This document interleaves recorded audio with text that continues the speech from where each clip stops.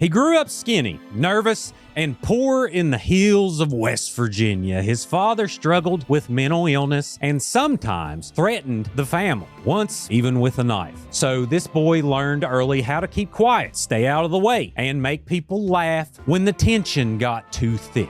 Now, when he was old enough, he left home and joined the Army during World War II. Not as a soldier on the front lines, but as a performer, part of the Special Services, entertaining troops across the Pacific with comedy sketches and, at first, a ventriloquist dummy he eventually chucked overboard in frustration. And I can just picture that now when you find out who this is. But after the war, he went to West Virginia University, go Ears, and earned a degree in education. But instead of standing in front of a classroom, he chased something riskier. Show business, by golly. He had this jittery, high-strung energy that was completely unique. He wasn't cool, he wasn't tough, but he was unforgettable. And I argue he was pretty daggone cool. Now, he broke into television with some small roles, then got a break on the Steve Allen Show. But the real moment came when he was cast in a small-town sitcom playing the overconfident deputy with one bullet in his shirt pocket. That character, nervous, dramatic, and always just a little in over his head, ended up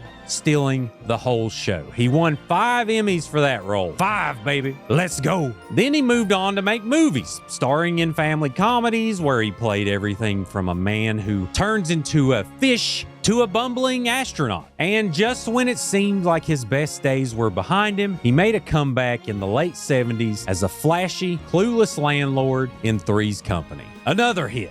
What most folks didn't know, off camera, he was kind, soft-spoken, and private. He worried about his health.